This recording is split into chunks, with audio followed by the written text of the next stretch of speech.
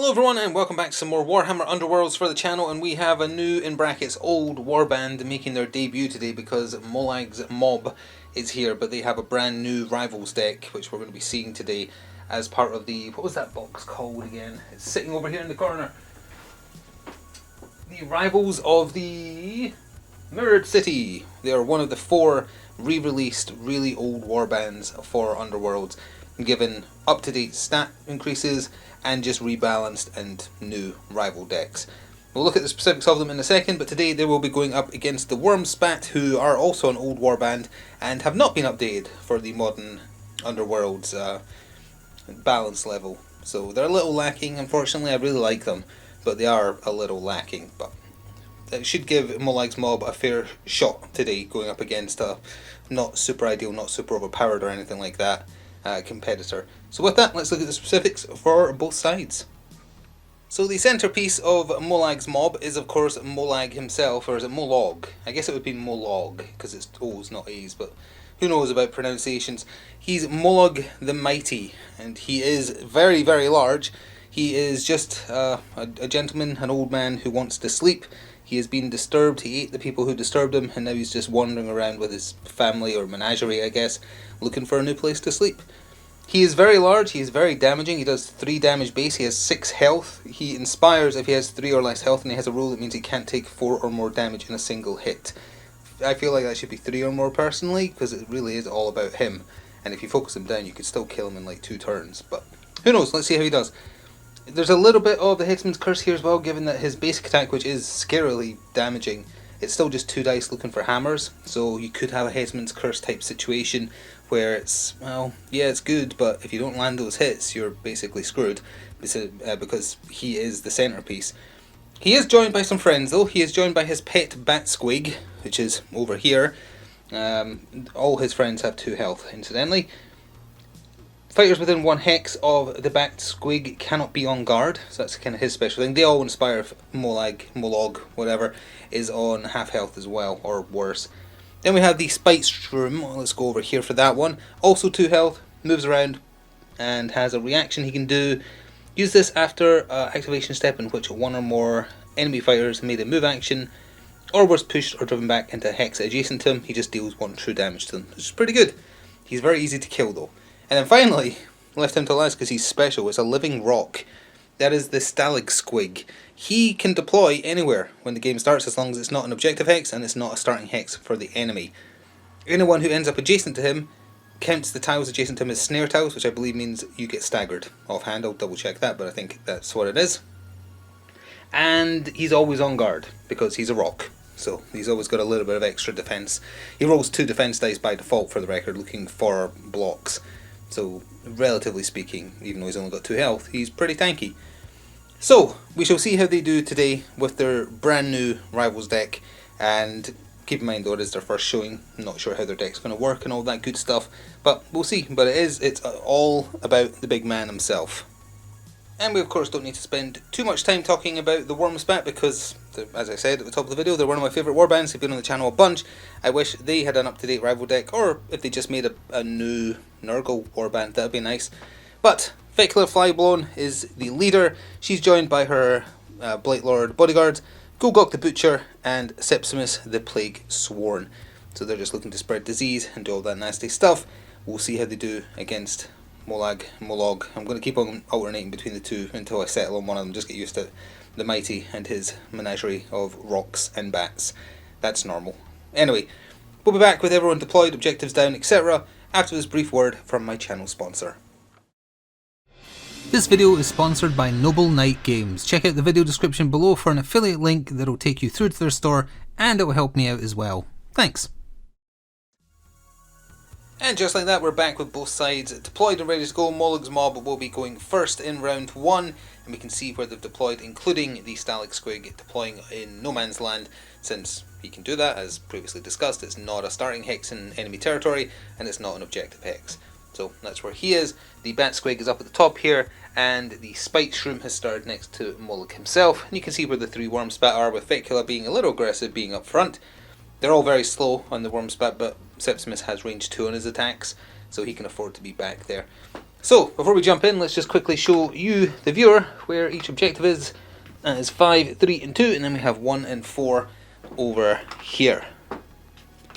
Just like that. So, let's jump into round 1, see how the mob does in their first showing. Alright, so we already have a few things to talk about after the first activation. The Bat Squig was the first one to activate, doing a charge super action onto objective 4 and then attacking Golgok, rolling 3 dice looking for swords. He got 1 sword which Golgok failed to block, so it gets through for a mighty 1 damage of his 4 health. They all have 4 health on the Wurmspat side. Then it came to the Gambits, Ploys and such. Tracking Intruders was played by Mollog's mob, which is a very fun picture. A lot of these have fun art on them. Choose a friendly fighter. If a chosen friendly fighter makes a move action, that chosen fighter cannot make attack actions. There's a very loud truck outside. I apologise if that screeching is audible. This persists until the end of the round. So the Spite Shroom has done a move action. Oh, he should have the icon for that. Onto the cover hex that's right in front of Fecula there. And that means he can't activate, well, he can activate, but he can't do attack actions for the round. So his card's just going to be to the corner of the table just to remember that. The Wurmspat also tried to play Blaze of Putrefaction, with Fecula doing the casting roll for it. She's a level 2 wizard. Getting that crit means that it casts, and here's what it does. If cast, friendly fighters range 1 and range 2 attack actions have +1 damage on crits, and this persists until the end of the round. So this card is also going to be kept to the side of the table, I guess, to remember that that's an effect for the round. So it's not more damage unless it's a crit, but if they get crits, it'll mean that, well, in most cases they're going to be one-shotting the people in Mollog's mob anyway. But if they go after the big man himself, +1 damage wouldn't hit that threshold where his damage reduction kicks in. So it actually makes him do the ideal amount of damage to him. So that would not bode well for him if they do indeed go after the big man himself. By comparison, there wasn't much to talk about for the Wurmspat's first activation. Fecula Flyblown activated. She did her Stream of Corruption, which is her spell attack action. So 2 dice again because she's a level 2 wizard. Up to range 3. She did it on the Spite Shroom, who is right in front of her. I guess turn to face a little bit. There we go. She got 1 success. She was looking for swirls. Failed to block, so that is 1 whole damage also to the Spite Shroom. But that's half his health, because he only has 2. So he's almost dead, but more importantly, that's just some progress towards what the Wurmspat want to achieve. Second activation of the first round for Mollog's mob was the man himself, or the giant troll himself, doing just a move action. He didn't do a charge because of reasons, so he moves a mighty 3 hexes. He has moved adjacent to Golgok, where he's also being supported by the Bat Squig that's barely visible above him. And that was it. That's all he did. However, in the power card phase, Angry Bellow has been used, which is specific to him. It lets out a mighty roar, I guess. Choose an enemy fighter within 2 hexes of a friendly Mollog. Stagger the chosen fighter. So Golgok has been staggered by that action. In the power phase though, in retaliation, the Wurmspat cast Blessings of Rust. Well, not cast, it's not really a spell, but choose 1 enemy fighter adjacent to 1 or more friendly fighters. The chosen fighter's defense characteristic is dodge. This effect persists until the chosen fighter is taken out of action. So, that has been used on Mollog, who would normally be rolling 1 die looking for shields. He is now rolling 1 die looking for dodges, and I think the Wurmspat have methods to get around needing dodges. I think they have to inspire for that to be the case, but either way, in the long run it might work out to their benefit. So before we move on, I will also just make a note that it is a little bit weird how do the rules for the base game work with the Stalag Squig. The Stalag Squig cannot make move actions, it says that on his card. He can't make attack actions, he has no attacks.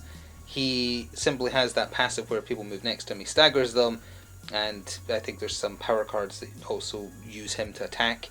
But out the bag, just on the table, he can't do anything. So in a situation where, say, everybody had charge tokens, I know they don't currently, but say they did, would you just have to activate him and do nothing? Like, do you literally have to waste an activation before you're allowed to do anything with someone who is charged? As far as I can tell, there's nothing that says that's not how it would work. So it probably is, but that feels very restrictive in terms of what you can and can't do thanks to that Stalag Squig. It almost feels like he's a hindrance. Maybe he's meant to be until you get some upgrades on him or something, who knows, but just something to note. Oh, and as if a great plan was coming together, Sepsimus was the second to activate for the Wurmspat, doing a charge action, moving 2 whole hexes from where he started, and then attacking at range 2 into the Bat Squig. 2 dice needing hammers, he got both. Would have been a fantastic roll from the Bat Squig if he was looking for shields, but alas, he was looking for dodges.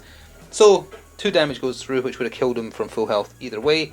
He is out of there for 1 glory, which was then immediately spent to give Pestilent Deliverer to Septimus himself, who just got the kill. And this is where it's going to be very nasty for Mollog going forwards.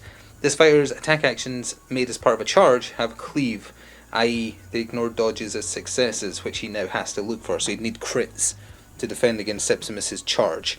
Now that could potentially be pretty nasty, could be made worse, well, we can't do it this round with a charge action, but going forwards there may be another opportunity to increase that damage. As long as he doesn't hit 4 or more, he'll do the full damage to him. So pretty nasty, nothing being used in this power phase by the mob, and it is back over to them.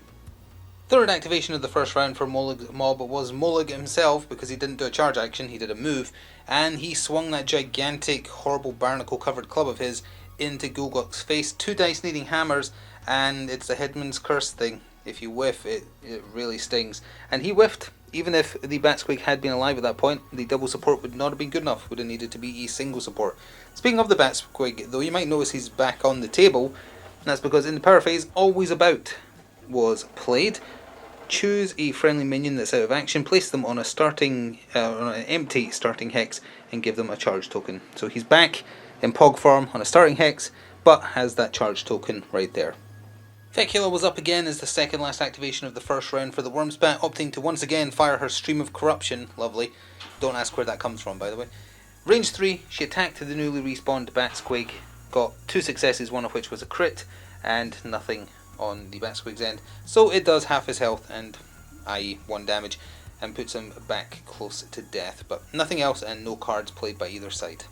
And the last activation of the round for Mollog's mob was Mollog again, once again swinging that giant club to try and take out Gulgok, this time getting 2 successes and only 1 success on the block for Gulgok. Now normally that would mean he dies because it does 3 damage and he had 3 health left, but the Nurgle special rule actually makes a difference for once.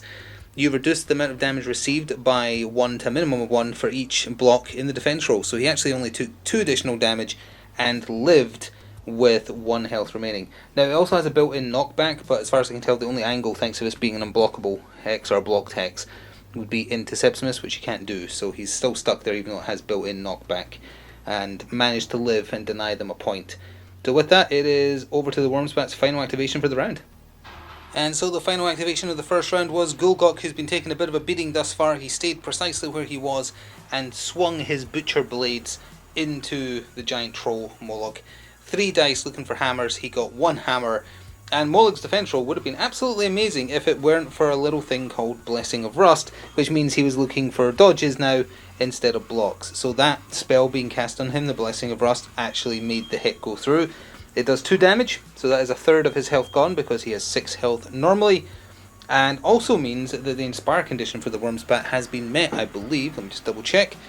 3 or more enemy fighters are out of action or have 1 or more wound tokens. So yep, Mollog, the Spike Shroom and Batsquig all have 1 damage, so they are all inspired as we go into the first end phase. So at the end of that first round, we have both sides scoring cards in the end phase, and more importantly, Mollog's mob is actually scoring their entire hand. All 3 objective cards have been met. So let's start with, you're sure it's asleep? For 1. Score this in the end phase if a friendly Mollog made no super actions in the preceding action phase and he's in enemy territory. Both of those are true. He did a movement action followed by 2 attack actions. No super action charge. Then they got 1 for Stay Away, which is, as it hopefully comes into focus, there we go. Score this in the end phase if there are no enemy fighters in your territory. If you score this in the second or third phase, you would gain rounds. That is, you would gain more. It's the first round, so no, but scored for 1. And Ignore at Your Peril for also 1 glory, taking them to a total of 3. Score this in the end phase if there are 1 or more surviving friendly minions, and 1 or more of those minions are not adjacent to any enemy fighters. Both the Stalsquig and the Batsquig are not adjacent to any fighters, and obviously they're both on the table. So yeah, takes them to 3. We have 2 being scored by the Wurmspat, which also takes them to 3. Faithful Reward, which is simple. Score this in the end phase of each surviving friendly fighter is inspired. They all just inspired. And they scored Rotbringers, also for 1. Score this in the end phase if your warband successfully casts 2 or more spells in the preceding action phase. 1 spell Gambit card and 2 spell attack actions got successfully cast there. So that also takes them to 3, so it's completely even as we go into round 2. So as we start round 2 of 3, Mollog's mob are once again taking first activation, and just as a reminder, Blessings of Rust is still in effect. It is till the character is taken out of action, not the end of the round, which is why it's so catastrophic that it's on Mollog, because, well, he already wouldn't have had the damage he has, had that not been used on him. But we'll see how that affects him as the round goes on. If Septimus gets the chance to charge him, it could be bad. And so the first activation for Mollog's mob in round 2 was the Bat Squig, doing a charge action and going in his 4 hexes into here and then attacking Gulgok right here. 3 dice looking for swords, or daggers, however you want to call them. He got 1 plus a crit, so that meant Gulgok on his 2 dice needed a crit, and he did not get it, and he can't reduce the damage received below 1, so the 1 damage that got through was enough that he is out of there. So that is a glory for the kill, but also a second glory for natural hazards, which has now scored. Scored was immediately after an enemy fighter was taken out of action by damage that was not dealt by a friendly Mollog, i.e. his minions. So that was actually a kill worth 2 there. 2 glory is also being spent on 2 different upgrades. The Stalag Squig is being given Spark of Sentience, which lets him kind of do something. After this fighter's activation, you get to draw a power card, so you can kind of combine 2 little actions together, since drawing a power card is an action you can take instead of like moving and attacking. And Malicious Minion is being given to the Spectrum. Always Menagerie have the minion keyword if you're curious. When this fighter supports a friendly fighter, this fighter is considered to be 2 supporting friendly fighters. So the Spectrum down here has just been sitting on the cover hex. He counts as 2 friendlies, if indeed he gets the opportunity to move next to anybody. But that now puts them up to 5 glories scored in total. Oh, sorry, in the power phase, 2 glory, the last 2 glory that have been unspent by the Wurmspat were spent on 2 upgrades for Septimus, so they're just going all in on making him super tough. Virulent Blade was given to him, which can be given to him or Gulgok. You can reroll 1 attack dice in this fighter's range 1 or range 2 attack actions. That gives him a reroll to benefit from. And Living Plague. After this an enemy fighter successful range 1 attack action that targeted this fighter, roll 1 defense die. On a block or a crit, you deal 1 damage back because your blood is very, very horrible. Boss, it went in my mouth, it don't feel so good. First activation for the 2 surviving Wurmspat was Fecula, who turned her attention to the revived Bat Squig, deciding to finish the job with her Rotwood Staff. 3 dice looking for hammers. She only got a single success, but the Bat Squig was looking for dodges, or single supports I guess, but did not get them, so that's 2 damage, would have killed it from full health to dead, and definitely takes it out when it's only got 1 health remaining. So once again, it has given up 1 glory, and I don't think there's a way to bring it back this time. And nothing being cast in the power phase, I think. Oh, sorry, there was 1 card being played in the power phase by Mollog's mob. It was Tee Up for the Target. It's a Mollog specific card. You can reroll the result of a double support in the attack roll of the first range 1 or range 2 attack action made by a friendly Mollog in the next activation. Mollog doesn't often aim, but when he does... So the second activation for the mob was Mollog himself, who has range 2 on that gigantic club of his, which shouldn't really be a surprise. 2 dice looking for hammers. He didn't get any hammers, but he did get a crit, which Fecula, even on her inspired side, she still only rolls 1 dice. It's the other 2 that get to roll 2. Now, she didn't roll a crit, so the damage gets through. However, because she rolled a block, her Nurgle roll kicks in, and her damage received is reduced by 1. Which means 3 damage becomes 2. It still has built-in knockback, however, so she's getting pushed back over to there. Doesn't really matter much, and that is it for that phase. Yeah, I don't think any cards were being played. Oh, sorry, no, 1 was. Terrifying Silhouette is being played. It's another Mollog specific card, because again it's all about him. Enemy fighters cannot be supported in the next activation step. Probably not a big deal. It's going to just be Septimus charging most likely, but there we have it. So Septimus did indeed activate. He did indeed do a charge super action, and he had a reroll thanks to Pestilent Deliverer. No, sorry, that gave him Cleave. It was the Virulent Blade that gives him 1 single reroll. Didn't need it though, because he rolled a success and a crit, meaning that Mollog needed to roll at least a crit, and his dodges don't count as successes thanks to Pestilent Deliverer and Blessing of Rust forcing him to need dodges. So the damage got through, and Septimus does a massive 3 damage on his inspired side, and that is not defended against by Mollog's Mighty Roll, which is if you take 4 or more damage, you get reduced down to 3. As I say, I feel like it should be 3 reduced down to 2, but the full 3 damage went through, meaning he has 1 health left of his 6 he started with. But it does also mean that the Inspire condition has been met, so he and his surviving minions, Inspire, What changes about him on his inspired side? Oh, he does 4 damage base, but knockback 2. That's pretty scary. His defense doesn't change though, so he's probably not long for this world. But his minions, what happens to them when they inspire? The Spike Shroom, let's see. The Spike Shroom, his dodge gets better, his base damage goes up as well by 1. And then finally, the Stalag Squig on his inspired side, he gets an attack. Oh, that's very important. He gets a range 1 2 dice needing hammers attack with cleave. It's only 1 base damage, but still, he actually gets to do something. Does he lose the roll that stops him walking? He loses the... Oh no, he still has the menace roll. He loses the lurker roll, which is not the one that stops him moving. So he's still rooted to the place, but at least he has an inspire. Or an actual attack now. But yeah, Mollog is probably not long for this world. Well, Mollog was quite understandably miffed at the amount of damage he's been receiving, so he struck out at Septimus and rolled 2 crits. In fact, I think that might be the police coming to arrest him for rolling too many crits. Anyway, he rolled 2 crits. Septimus did not roll any shields, meaning he did full damage, and on his inspired side, Mollog does 4 damage, knockback 2. The knockback 2 is fairly relevant because that means Septimus is dead. So that's 1 glory there for the kill. However, his living plague roll kicks in, and we're going to do that roll live. So it's an attack that's been successfully resolved against him. Roll 1 defense die on the roll of a block or a crit. Deal 1 damage back to the fighter. In other words, this could kill Mollog. And it did not. It was single support. He is hanging in there. Although Fecula might be about to kill him. Oh, and there you have it. The mighty Mollog has fallen to the spell attack action from Fecula from where she is. Range 3. Both dice looking for lightning, but she got a crit as well. So that is 1 damage, and that is his 6th point of damage. So there's no defending him from that, unfortunately. The poor old adorable sleepy troll has, or Troggoth, is that what they're officially called these days?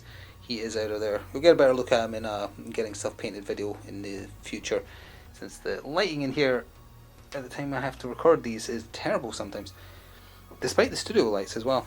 Anyway, with that, he's worth 2 when he dies because he is a large model having 5 or more health, in this case 6, but he's actually worth 3 because of fear. Fell the Faithless also being met. Scorbus immediately when an enemy leader is taken out of action. So that kill was worth 3 to Fecula.